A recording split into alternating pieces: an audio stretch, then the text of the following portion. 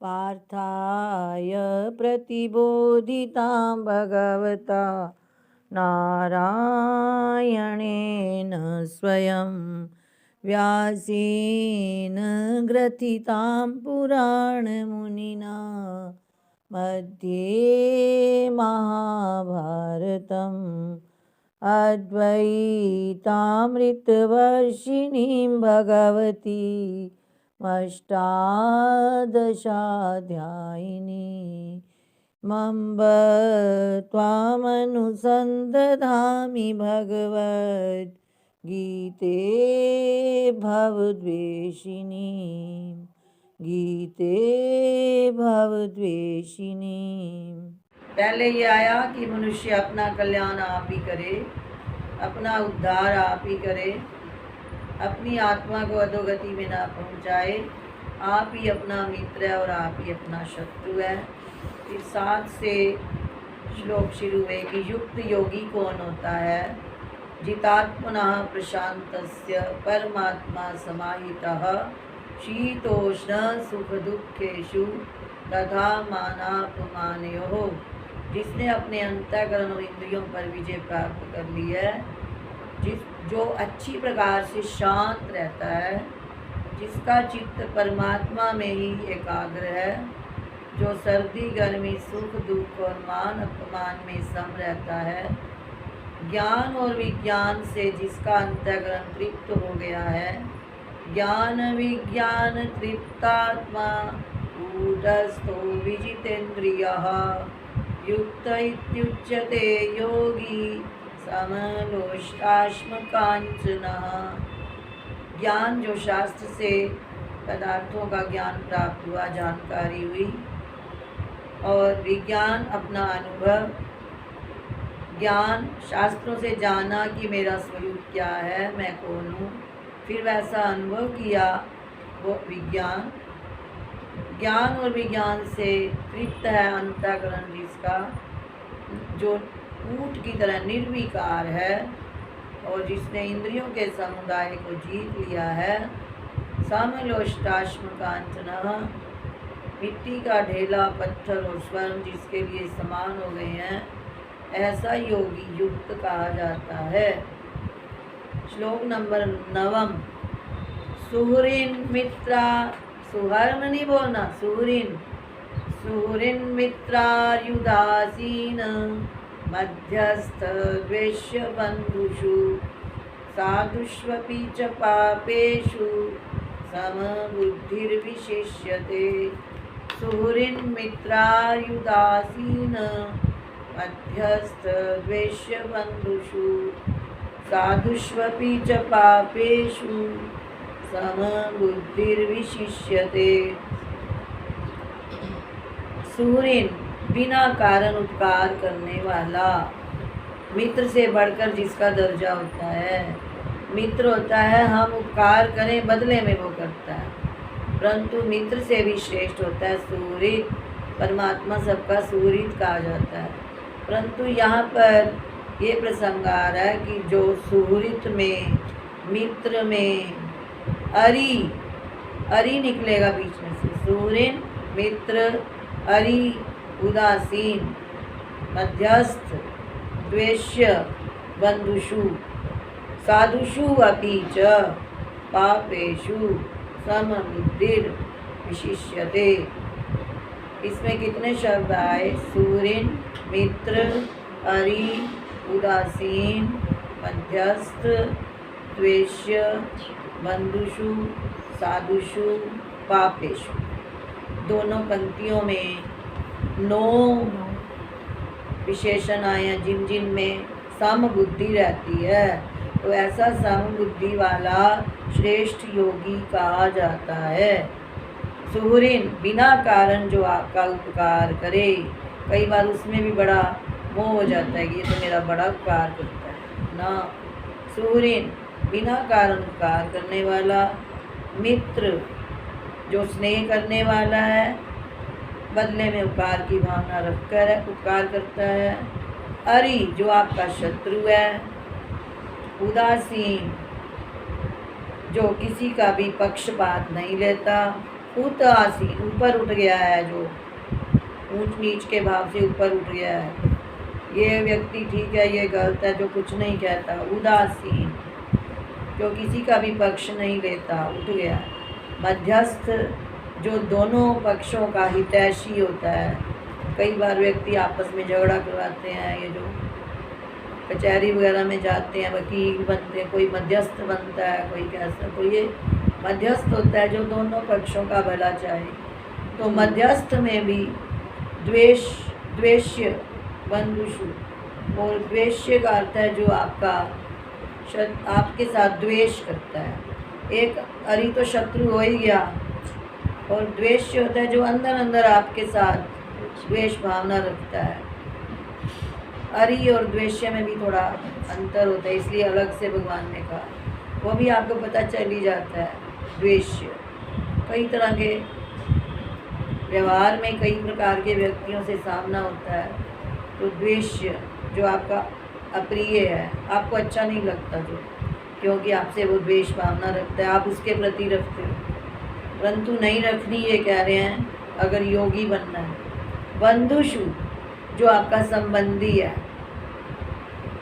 और साधुषु, कई सज्जन मिलते हैं जीवन में, साधु पुरुष। और अपीच पापेषु, और कई पापी भी मिलते हैं जो शास्त्र के अनुकूल नहीं चलते, चोरी करते हैं, हिंसा करते हैं, झूठ बोलते हैं, वो पापी होते हैं। तो साधुषु, सज्जनों में जो श्रेष्ठ व्यवहार करने वाले, शास्त्र के अनुकूल चलने वाले, वो सज्जन होते हैं, और जो शास्त्र के प्रतिकूल चलने वाले पापी होते हैं। इन सब में पहली पंक्ति में सप्तमी विभक्ति सबके साथ इकट्ठी आ गई, दूसरी में अलग अलग लिया। साधुषु अपि च पापेषु, सज्जनों में और पापी व्यक्तियों में जो समबुद्धि है, विशिष्यते, वही योगी श्रेष्ठ कहा गया है।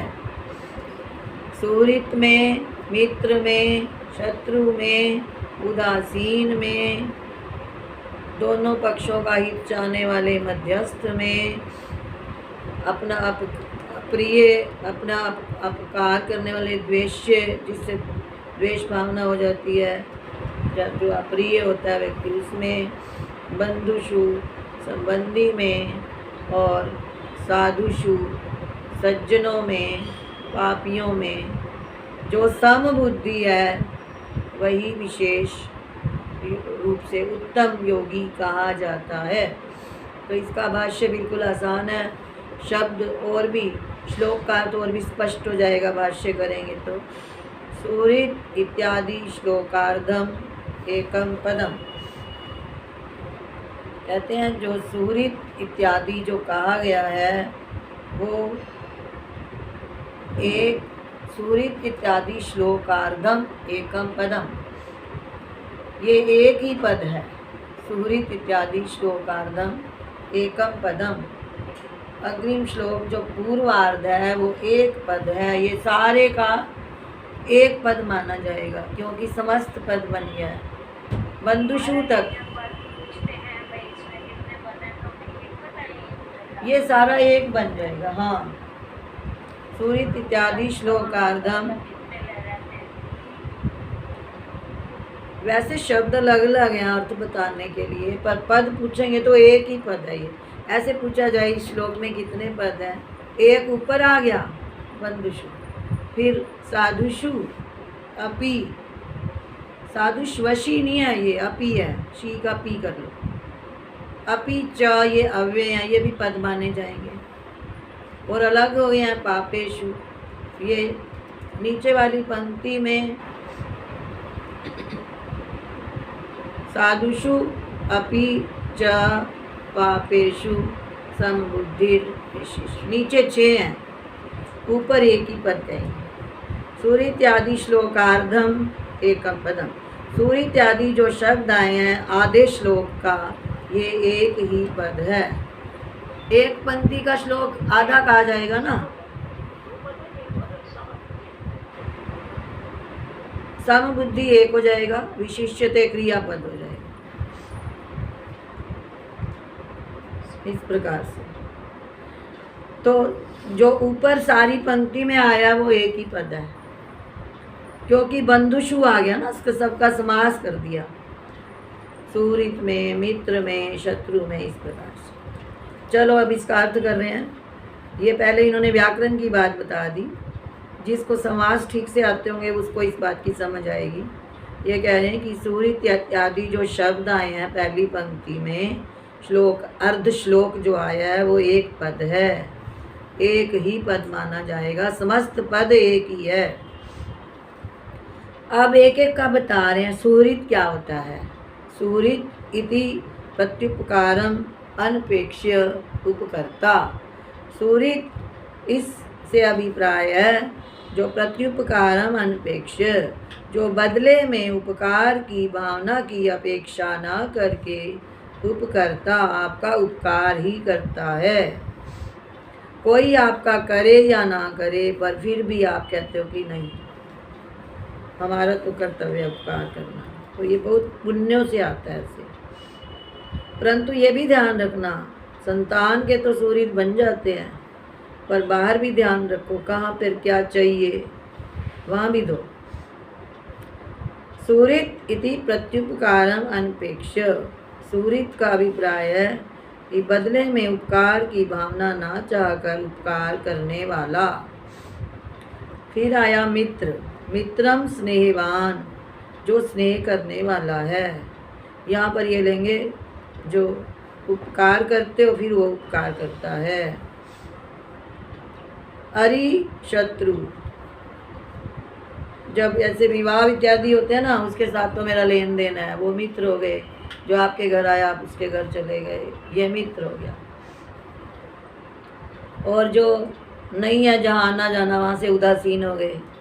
तो इस प्रकार से मित्र और सुहृत में अंतर बताया।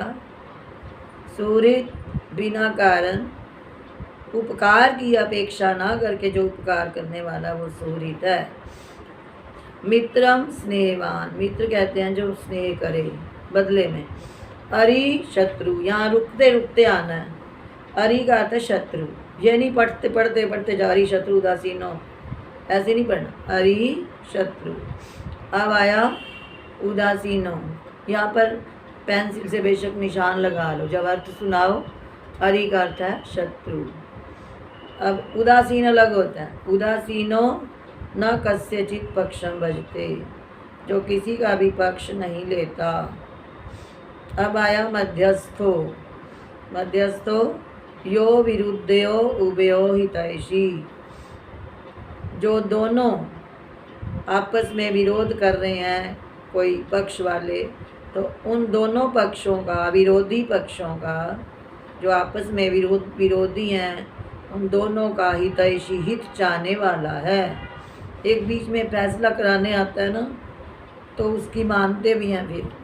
तो यो विरुद्धयो उभयो हितैषी, जो दोनों विरोधी पक्षों का हित चाहने वाला है वो मध्यस्थ। द्वेष्य आत्मनो अप्रिया, द्वेष्य कहते हैं जो आपको अच्छा नहीं लगता, कहते हैं उसकी तो बात ही मत करो मेरे आगे, ऐसे ऐसे इतना द्वेष हो जाता है मन में, तो ये भी अच्छा नहीं होता ऐसे।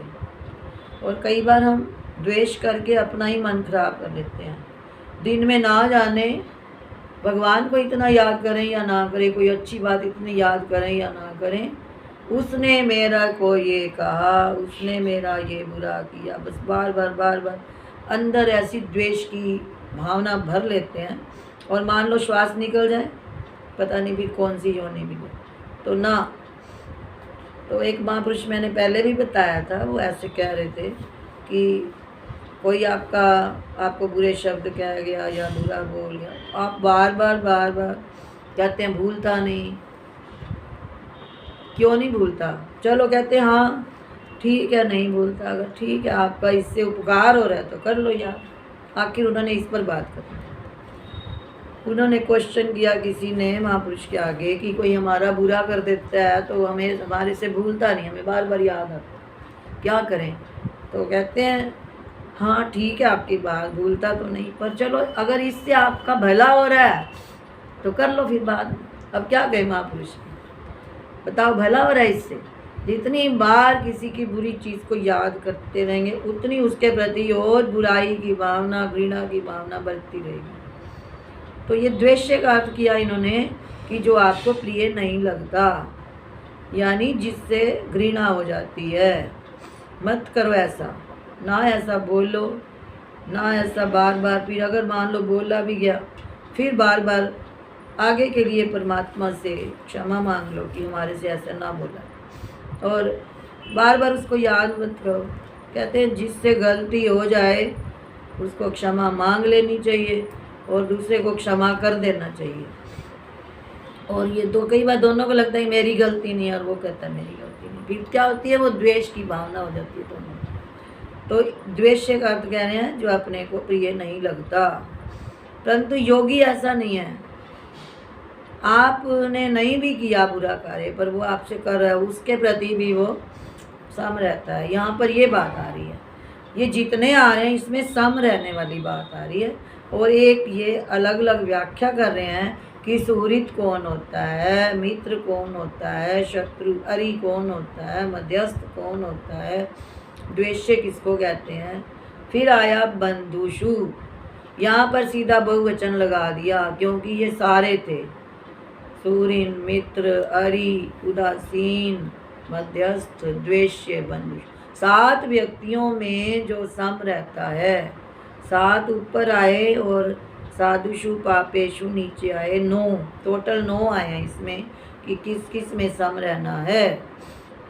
तो यहाँ पर आए 7 व्यक्तियों में। बंधुषु यहाँ लगा दिया सु प्रत्यय, सप्तमी विभक्ति का बहुवचन, इसका अर्थ हो जाता है में, यानी सुहृद में, मित्र में, शत्रु में, उदासीन में, मध्यस्थ में, द्वेषी में, बंधु संबंधी में। और साधुषु अपि, साधुषु अपि सज्जनों में। अब साधुषु का अर्थ देखो यहाँ क्या कर रहे हैं, बंधु संबंधी, बंधु जो अपना संबंधी है। इति इस प्रकार से, एतेषु साधुषु इन सब में, और साधुषु शास्त्र अनुवर्तिषु अपि च शास्त्र के अनुसार जो चलने वाले हैं उनमें, पापेषु प्रतिषिद्धकारीषु जो निषिद्ध आचरण करने वाले पापी हैं उनमें, सर्वेषु एतेषु इन सब में, सम बुद्धि जो समान बुद्धि वाला रहता है। जिसकी सम बुद्धि हो गई है, कहने का अभिप्राय है कि जो केवल परमात्म तत्व को ही सब में देखता है।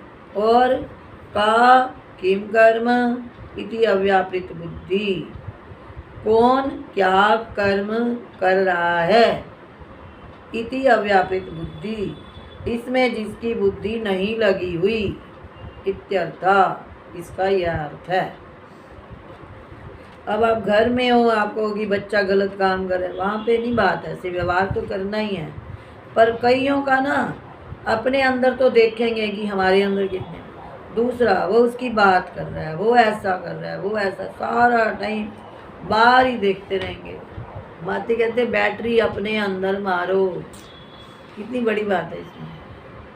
तो जो योगी होता है वो नहीं ध्यान देता का कौन किम कर्म किस कर्म में लगा है, इति अव्यापृत बुद्धि, इसमें जिसकी बुद्धि नहीं लगी हुई,